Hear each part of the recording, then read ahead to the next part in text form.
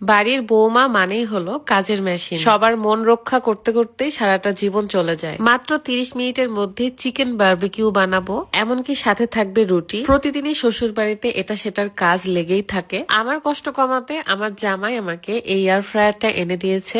এখন অল্প কষ্ট করে সবার মনে জায়গা নিতে পারবো। আসসালামু আলাইকুম, কেমন আছেন সবাই? আশা করি সবাই ভালো আছেন। ভেবেছিলাম একটু ঘুরতে যাব, কিন্তু সবাই সন্ধ্যার নাস্তা খেতে চেয়েছে। কি আর করার আছে বলেন, আমি তো বাড়ির বড় বউ, তাই রান্নাটা করেই যেতে হবে। এদিকে আমার হাজবেন্ড আমাকে অনেক বোঝে, এই কারণে আমার কষ্টও কম হয়। আজকে বারবিকিউ এবং রুটি বানাবো। তো নর্মালি বারবিকিউ বানাতে অনেক কষ্ট করতে হয়। আমার কষ্ট কমাতে আমার জামাই টিকিউ আইউ থেকে এই এয়ার ফ্রায়ারটা এনে দিয়েছে এবং এখানে মাত্র 30 মিনিটে খুবই অল্প তেলে আমি বারবিকিউ বানাবো। এর জন্য আমি গোটা একটা মুরগি 4 পিস করে নিয়েছি। খুব ভালো করে সেটা পরিষ্কার করে আমি সেটা মেরিনেট করে রাখবো। এই এয়ার ফ্রায়ারে অনেক কিছুই রান্না করা যায়, যেমন কেক, পিৎজা, এই যে চিকেন বারবিকিউ। চাইলে আপনি বিফ স্টেকও বানাতে পারবেন। ভর্তার জন্য গোটা আলু বা গোটা বেগুন আপনি সেদ্ধ করতে পারবেন। এমনকি তেল ছাড়াই খুব সুন্দর করে ফ্রাই করা যায়। আমি চিকেনটাকে ভালো করে মেরিনেট করে রাখবো। বাড়িতে ইনস্ট্যান্ট যা ছিল সেটা দিয়ে আমি এটা বানাবো।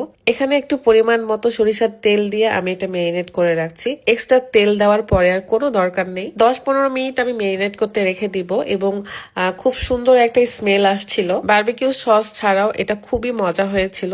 এবং আপনারা যদি এই এয়ার ফ্রায়ারটা নিতে চান তাহলে অবশ্যই টিকিউ আইউ ফেসবুক পেজে ভিজিট করবেন এবং সেখানে গিয়ে অর্ডার করবেন। পেজটা আমার ভিডিও ডিসক্রিপশনে দেওয়া আছে এবং আমি এটা 30 মিনিটের টাইমার দিয়ে রাখলাম। তবে মাঝখানে একবার আমি চিকেনের পিসগুলো উল্টাই দিতে এসেছিলাম, সেটা ক্লিপটা আসলে নেওয়া হয়নি। তারপর ভাবলাম সাথে যদি একটু রুটি খাওয়া যায় তাহলে কিন্তু আরো মজা লাগবে। আমি নান রুটি বানাতে পারি না, তাছাড়া সেটাই বানাতাম।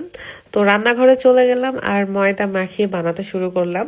আমি খুব সুন্দর রুটি বানাতে পারি এবং সুন্নি বা হাতল ছাড়াও হাত দিয়েই সেঁকতেও পারি। এটা অনেক আগে কোনো এক ভিডিওতে দেখিয়েছিলাম, এই যে আমি হাত দিয়ে এভাবে করতে পারি।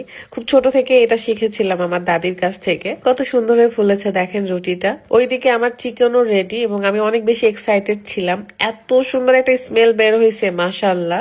দেখেন এক্সট্রা তেলগুলো নিচে চলে গেছে। এটা কিন্তু একটা প্লাস পয়েন্ট, আপনি খাবারে অয়েলি ভাবটা পাবেন না। খুব অল্প পরিমাণ তেলে এটা মজার হয় এবং এত সুন্দর সফটলি সেদ্ধ হয়েছে আর পোড়া পোড়া ভাব এসেছে, যেন মনে হচ্ছে চুলাই করেছি। মাত্র 30 মিনিটের মধ্যে আপনি এত মজার একটা খাবার তৈরি করতে পারবেন, কত ইন্টারেস্টিং তাই না? লোভ সামলাতে পারছিলাম না, তাই একবার ট্রাই করে দেখছিলাম আসলে কেমন হয়েছে। সবাই যেহেতু খাবে আর প্রথমবার বানালাম, মাশাআল্লাহ এত মজা লাগতেছিল খাইতে এন্ড অনেক সুন্দর হয়েছে। নিজের হাতের রান্নার প্রশংসা নিজেই করতেছি। আসলে আধুনিক যুগে কোনো কিছুর জন্য বেশি কষ্ট করতে হয় না। এখন আপনি পরিবারের সবার জন্য কিন্তু মজার মজার রান্না করতে পারবেন, তাও আবার খুবই অল্প সময়ে। যেন মনে হচ্ছিল হোটেলের থেকেও আমার হাতের এই বারবিকিউটাই বেশি মজা হয়েছে। যাই হোক, এখন আমি বিদায় নিচ্ছি। সবাই ভালো থাকবেন, সুস্থ থাকবেন। আপনাদের সাথে দেখা হয়ে যাবে নেক্সট ভিডিওতে। তো বিদায় নিচ্ছি, আল্লাহ হাফেজ।